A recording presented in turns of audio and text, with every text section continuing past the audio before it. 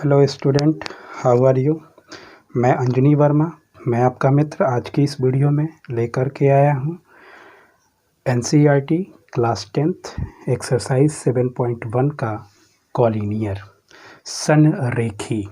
ठीक है, आपके एग्ज़ाम में ये क्वेश्चन पूछा जाता है कि देखिए, क्वेश्चन को देखते हैं पहले। ये आर.एस. अग्रवाल का क्वेश्चन है और इसी पर आधारित एनसीईआरटी में कॉलिनियर 7.1 में दिया गया है। तो मैं सबसे पहले आपको इस आर.एस. अग्रवाल का कॉलिनियर का संरेखी का क्वेश्चन को सॉल्व कराऊंगा। इसके बाद आप लोग घर पे बैठ के उस संरेखी को एनसीईआरटी से सॉल्व करेंगे। ठीक है, चलिए क्वेश्चन को शुरू करते हैं। Prove that the points A 1,1 B -2,7 and 3, -3 are collinear. हमें प्रूव करना है कि ये पॉइंट ए, बी एंड ये सी जो है ये हमारे कॉलिनियर है। तो कॉलिनियर किसे कहते हैं? तो कॉलिनियर के लिए सबसे पहले हमें जानना जरूरी है कि 3 पॉइंट्स है।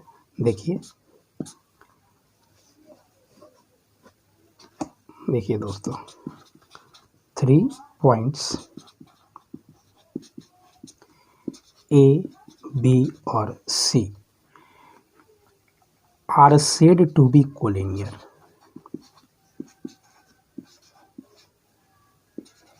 कोलिनियर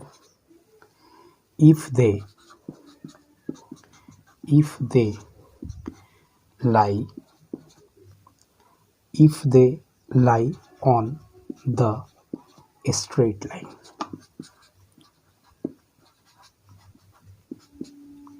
स्ट्रेट लाइन यानी कि एक स्ट्रेट लाइन है और इसी स्ट्रेट लाइन में ये तीनों बिंदु एग्जिस्ट करता है। एक का नाम ए, दूसरे का बी या तीसरे का सी, या हो सकता है इसका नाम बी हो, ये ए हो या ये सी हो, लेकिन यह तीनों बिंदु जो है किसी एक ही स्ट्रेट लाइन पर एग्जिस्ट करेंगे। क्लियर है दोस्तों? इस बात को आपको ध्यान देना है कि तीनों बिंदु किसी एक स्ट्रेट लाइन पे यदि एग्जिस्ट करता है, लाई करता है, तो इसे ही हम लोग कोलिनियर कहते हैं। अब कोलिनियर को निकालने के लिए हमें क्या करना पड़ेगा? हमें ये दिखाना है कि यह तीनों बिंदु जो है वह कोलिनियर है। इसे आप प्रूफ कीजिए। तो कोलिनियर को प्रूफ करने के लिए हमें करना क्या है उसे देखिए। The sum of any two of the distance is equal to the third distance, then the given points are collinear. ये भी कहा जाता है कि इनमें से किसी दो की दूरी जो है तीसरे के बराबर हो जाती है, यानी तीसरे डिस्टेंस के बराबर हो जाती है, तो भी हम कोलिनियर कहते हैं। जैसे अगर यह दिया है, देखिए बिंदु इसे बी, ये ए और ये हमारा सी है। तो चलिए दोस्तों, यहाँ यदि हम निकालते हैं ए बी की जो दूरी आएगी, ठीक है, डिस्टेंस, फिर ए सी की दूरी निकालते हैं, जो भी डिस्टेंस आएगा, अगर वह बी सी के बराबर हो जाए, ठीक है, तो इसे हम लोग कहते हैं क्या कि यह कोलिनियर है। यानी बी सी इक्वल टू क्या होना चाहिए?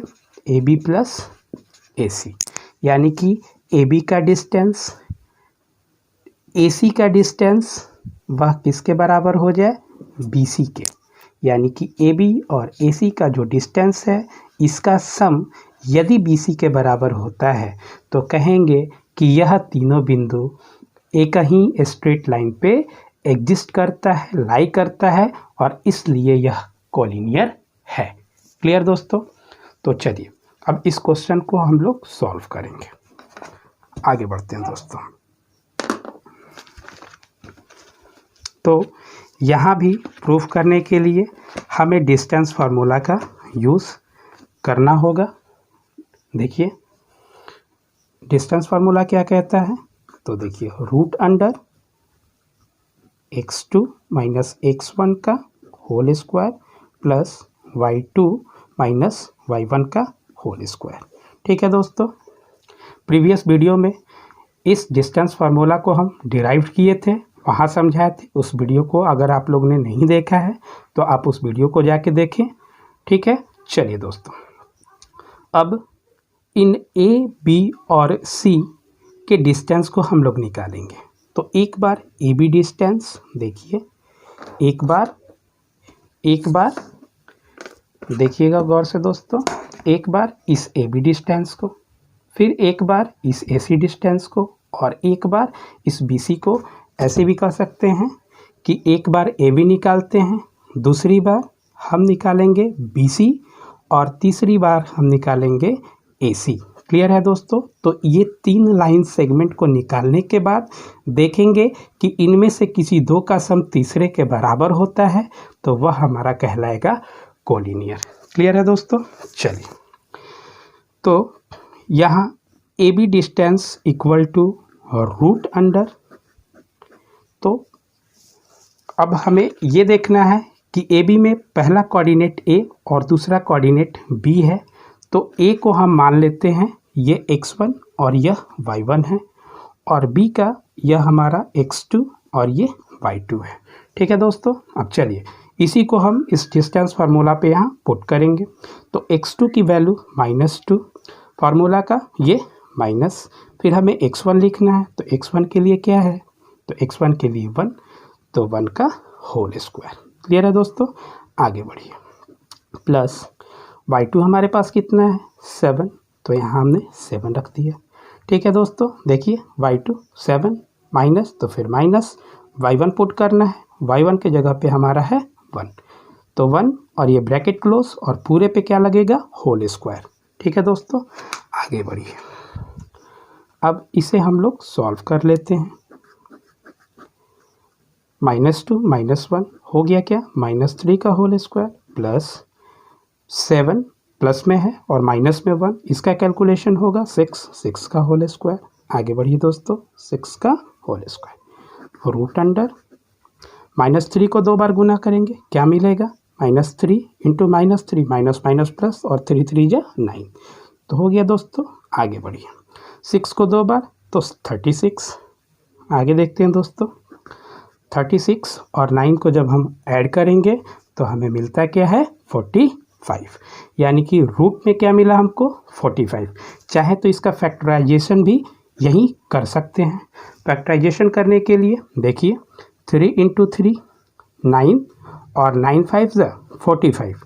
जैसे ही फैक्टराइजेशन हमने किया तो देखिए कि 3 का पेयर बन गया। जब 3 का पेयर बनता है और वो रूट के अंडर में हो, तो ऐसे के लिए रूल क्या है कि पेयर में से एक हमारा बाहर हो जाएगा, और जो एक बचेगा वो रूट के अंदर ही रह जाता है, केवल पेयर वाला हिस्सा ही बाहर होता है। तो 3√5, और ये हमारा हो गया यूनिट्स। चलिए दोस्तों, इसके बाद अब हम दूरी निकालेंगे BC का। BC दूरी के लिए फिर से रूट अंडर। ठीक है दोस्तों, रूट अंडर, आगे फार्मूला फिर से वही लगने वाला है, डिस्टेंस फार्मूला। लेकिन देखना है कि अब कोऑर्डिनेट का पहला बिंदु B और दूसरा हमारा क्या है? C। तो ऐसे के लिए दोस्तों हमें B का x1 y1 मानना होगा और C का x2 y2 मानना होगा। तो इसे हम लोग मिटा लेते हैं। चलिए, अब इस जगह पे B के जगह पे x1 और ये हमारा y1 है, C के जगह पे ये हमारा x2 और ये हमारा हो गया y2। चलिए दोस्तों, इस वैल्यू को हम इसमें पुट करेंगे। तो x2 की वैल्यू देखिए, x2 हमारा 3 है तो 3, फिर माइनस x1 हमारा -2 है तो इसके लिए एक ब्रैकेट लग जाएगा -2 और यहाँ पे स्क्वायर, फिर प्लस y2 हमारे पास 7 है और माइनस y1 की वैल्यू, तो y1 की वैल्यू y2 की वैल्यू -3 है तो इस जगह पे हमें -3 रखना होगा। और फिर y1 की वैल्यू जो है वह 7 है तो इस फार्मूला में माइनस तो माइनस और y1 के जगह पे 7 तो यहाँ हमने रख दिया 7। आगे बढ़िए दोस्तों, इक्वल टू, इसे सॉल्व करते हैं दोस्तों। ये तो इस ब्रैकेट का है और इस ब्रैकेट के लिए यहाँ क्लोज करना बाकी था, इसे दे दीजिए। चलिए दोस्तों, तो 3, ये माइनस ब्रैकेट के अंदर क्या करने वाला है, गुना, तो माइनस माइनस प्लस, 2 पूरे पे होल स्क्वायर, फिर आगे बढ़िए प्लस, फिर देखते हैं यहाँ 2 हमारा नंबर माइनस साइन के साथ है, तो माइनस का साइन दे के दोनों नंबर को जोड़ देते हैं, तो 7 3 10, और इसके ऊपर भी स्क्वायर है जो दोस्तों रह गया था, यहाँ स्क्वायर दीजिए। देखिए फार्मूला में इन दोनों के ऊपर स्क्वायर है, तो इन दोनों के ऊपर स्क्वायर, यहाँ स्क्वायर। आगे बढ़ते हैं दोस्तों, तो रूट अंडर 3 + 2 का होल स्क्वायर, तो क्या होगा 5 का होल स्क्वायर। आगे बढ़िए दोस्तों, -10 को 2 बार मल्टीप्लाई करते हैं, क्या मिलेगा, -10 इंटू -10, तो माइनस माइनस प्लस, देखिए -10 इंटू -10 क्या मिलेगा, 10 10 या 100, और माइनस माइनस क्या बन गया, प्लस, तो यहाँ मिला हमारा 100। आगे बढ़ते हैं दोस्तों, रूट अंडर आया कितना, 25 + 100, इसे देखते हैं तो आया रूट अंडर 125। चाहे दोस्तों तो इसका भी हम फैक्टराइजेशन यहाँ कर लेते हैं। 125 का फैक्टराइजेशन क्या होगा, तो देखिए 5 × 5 × 5, गौर कीजिए, 5 5 ज़ा 25 और 25 5 ज़ा 125, यानी 125 का फैक्टराइजेशन करने के बाद जो हमारा नंबर प्रोडक्ट में होगा वो 5 का 3 बार मल्टीप्लाई होगा। तो चलिए दोस्तों, यहाँ पेयर किसका बनता है, तो ये 2, एक पेयर तो बन ही जा रहा है, तो एक पेयर में से 5 को बाहर कर लेते हैं अकॉर्डिंग टू मैथमेटिकल रूल। फिर रूट अंडर एक हमारा डिजिट बच गया रूट के अंदर, तो वो चीज़ रूट के अंदर लिख देंगे, तो इसका वैल्यू आया 5√5। इस तरह से तीसरे अपने डिस्टेंस को निकालते हैं जो कि अंतिम है, और इसका नाम है हमारा AC। देखिए दोस्तों, AC, तो AC में पहला जो हमारा कोऑर्डिनेट का बिंदु हमारा A है और दूसरा हमारा C होगा। तो यहाँ कोऑर्डिनेट को हम x1 y1 x2 y2 मान ले। चलिए दोस्तों, तो पहले वाले को फिर से इसे मिटाना होगा, इसे मिटा दिए। अब A की जगह पे x1 और ये हमारा y1 है, और C जो है इस बार के लिए x2 और ये y2 बन जाएगा। चलिए दोस्तों, तो पहला कोऑर्डिनेट हमारा A था तो x1 y1, और दूसरा कोऑर्डिनेट हमारा C था तो x2 और y2। यहाँ भी फिर से डिस्टेंस फार्मूला का यूज़ करेंगे, तो डिस्टेंस फार्मूला के लिए फिर वही बात, x2 - x1 का whole square plus y2 - y1 का होल स्क्वायर।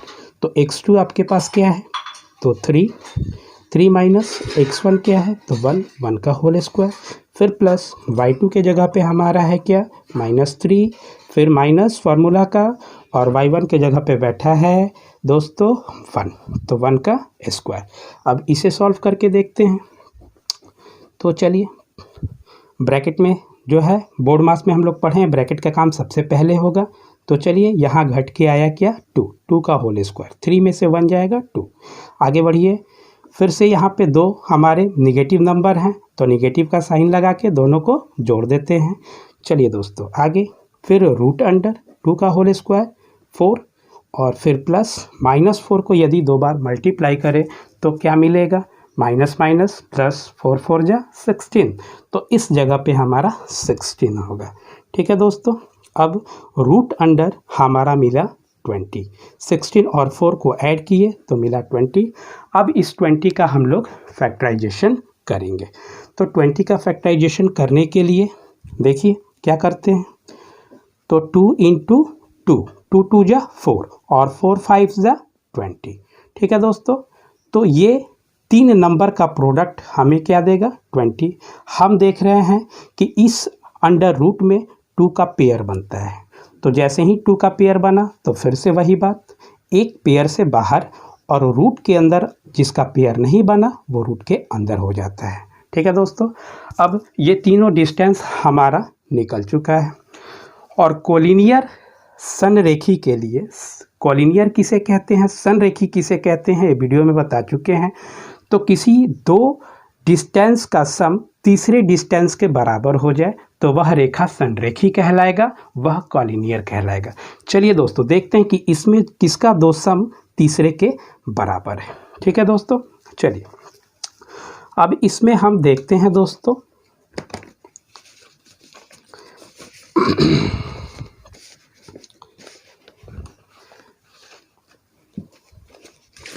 देखिए दोस्तों, ए बी इक्वल टू आया है 3√5, फिर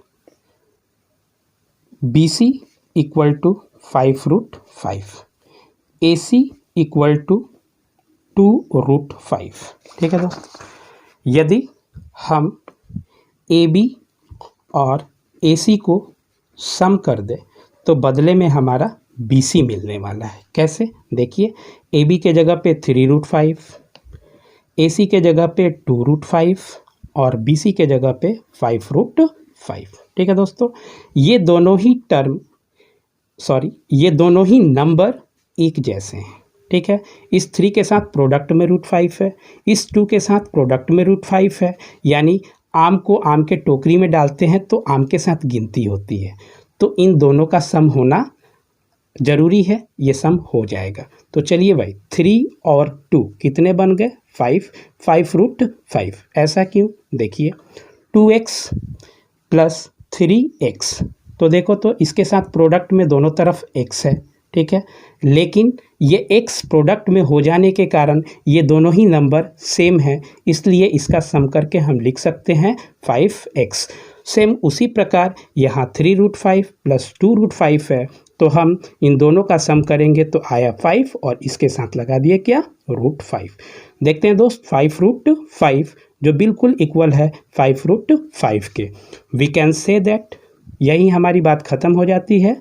we can say that the given points, जो दिया गया पॉइंट है, the given points are collinear. दिया गया जो कोऑर्डिनेट हमारा है यह एक संरेखी रेखा बनाता है। चलिए दोस्तों, इस वीडियो में आज के लिए इतना ही। आप घर पे प्रैक्टिस करें, अपने बोर्ड एग्ज़ाम का